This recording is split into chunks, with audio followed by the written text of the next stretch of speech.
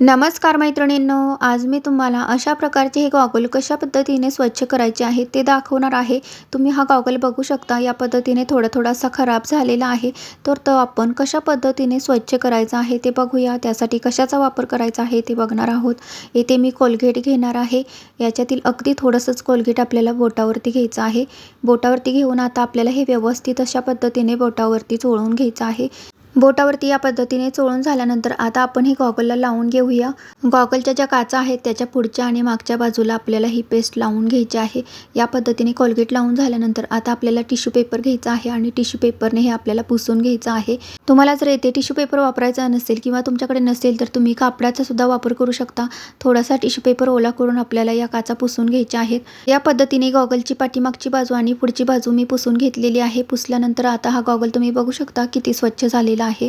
पूर्णपणे अगदी नव्यासारखी चमक या गॉगलवरती आलेली आहे. अशा प्रकारे गॉगल स्वच्छ करण्यासाठी कोलगेटचा वापर तुम्ही सुद्धा नक्कीच ट्राय करून बघा. आता माझ्याकडे येथे बेकिंग पावडरचा एक बॉक्स आहे. या बॉक्सचा वापर आपण टाकून न देता कशा पद्धतीने करायचा आहे ते बघणार आहोत. खूप छान याचा उपयोग येथे तुम्हाला मी करून दाखवणार आहे. आता हा बॉक्स आपल्याला वरच्या बाजूने या पद्धतीने कट करून घ्यायचा आहे. एक्स्ट्राचा जो वरचा खराब झालेला भाग आहे तो आपण कट करून घेतलेला आहे. आता याचा उपयोग आपल्याला कशा पद्धतीने करायचा आहे ते बघूया. येथे मी डबल साइडर टेप घेतलेला आहे. तो आता आपण या बॉक्सला लावून घेऊया. आता याचा जो वरचा चिकट टेप आहे तो काढून आपण तो आता कुठे लावायचा आहे ते बघूया. असे हे बॉक्स तुम्ही टाकून न देता त्याचा या पद्धतीने वेगवेगळ्या प्रकारे वापर करू शकता.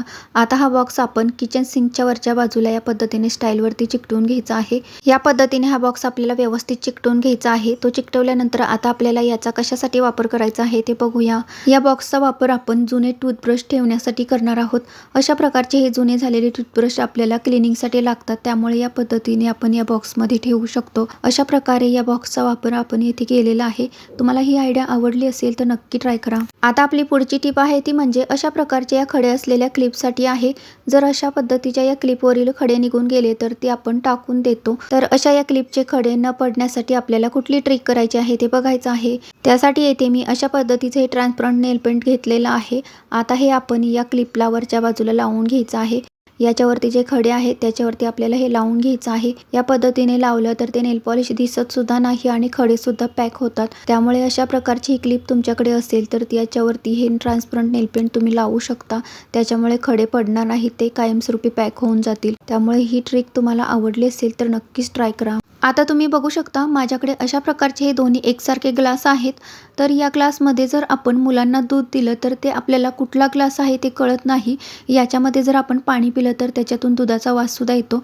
त्यामुळे असे हे दोन्ही ग्लास आपल्याला कळण्यासाठी कुठली ट्रिक करायची आहे ते बघायचं आहे.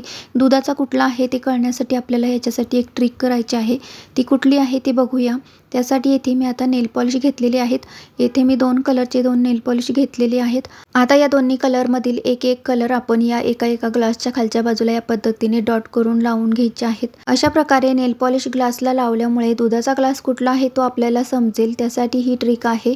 अशा प्रकारे जर तुमच्याकडे एकसारखे ग्लास असतील तर त्यांना तुम्ही वेगवेगळ्या प्रकारचे नेल पॉलिश लावू शकता आणि हे नेल पॉलिश लवकर निघत नाही.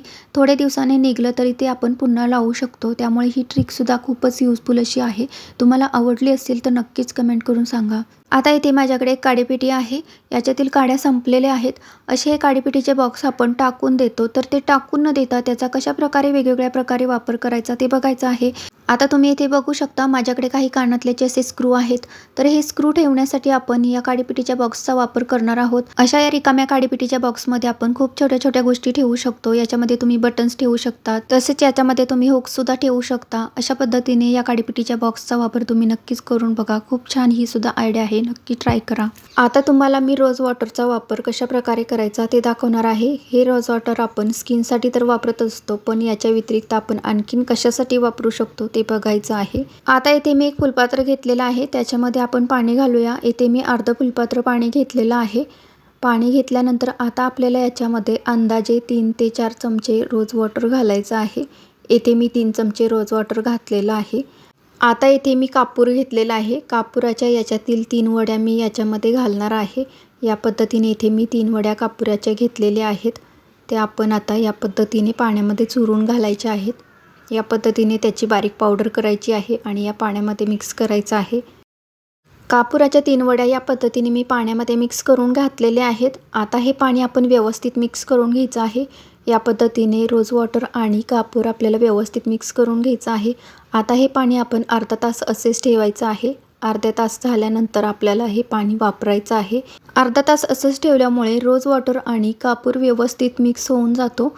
आता याचा उपयोग आपण कसा आणि कशासाठी करायचा आहे ते बघायचं आहे. येथे मी थोडासा कॉटन घेतलेला आहे. कॉटनच्या अशा प्रकारच्या आपण छोट्या छोट्या गोळ्या करून घेऊया. गोळ्या करून झालेल्या आहेत. आता आपल्याला हा कॉटन या पद्धतीने या पाण्यामध्ये भिजवून घ्यायचा आहे.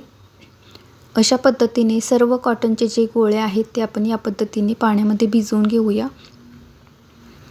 अशा पद्धतीने सर्व कॉटनचे गोळे इथे मी भिजवून घेतलेले आहेत.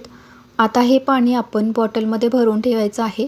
तुमच्याकडे जर स्प्रे बॉटल असेल तर त्याचाही तुम्ही वापर करू शकता. स्प्रे बॉटलमध्ये पाणी भरून तुम्ही घरामध्ये ते स्प्रे करू शकता. या पाण्याचा घरामध्ये स्प्रे केल्यामुळे घरामध्ये खराब वास येत असेल तर तो निघून जातो आणि छान असा रोज वॉटरचा आणि कापूरचा वास येतो आणि याच्यामुळे माशाही घरामध्ये येत नाहीत.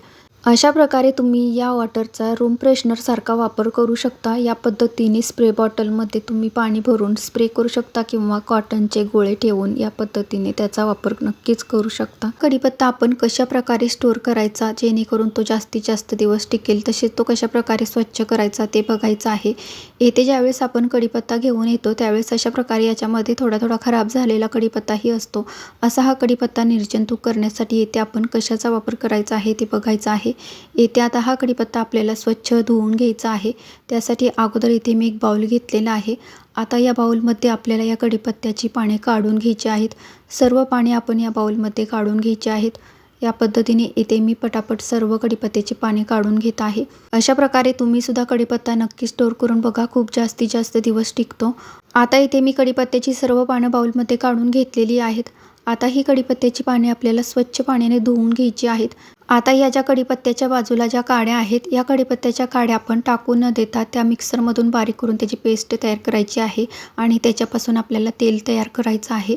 अशा प्रकारे हे तेल तयार करून तुम्ही केसांना वापरू शकता. त्यामुळे ह्या काड्यासुद्धा तुम्ही टाकून देऊ नका. आता इथे मी कढीपत्ता धुण्यासाठी बाउलमध्ये पाणी घेतलेलं आहे. आता हा कढीपत्ता निर्जंतुक करायचा आहे. त्यासाठी इथे मी थोडंसं मीठ घालत आहे.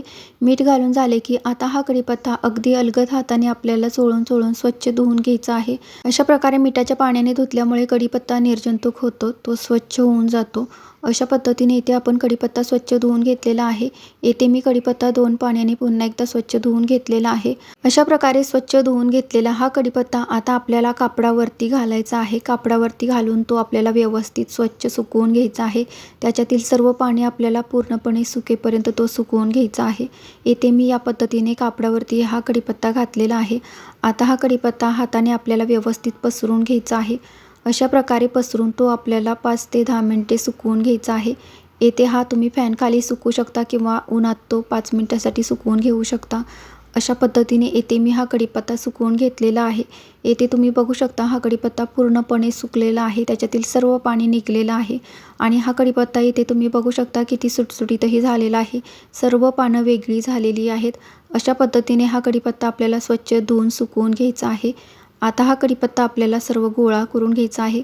हा कढीपत्ता स्टोअर करण्यासाठी येथे मी एक प्लॅस्टिकचा डब्बा घेतलेला आहे. आता त्याच्यामध्ये आपल्याला टिश्यू पेपर ठेवायचा आहे.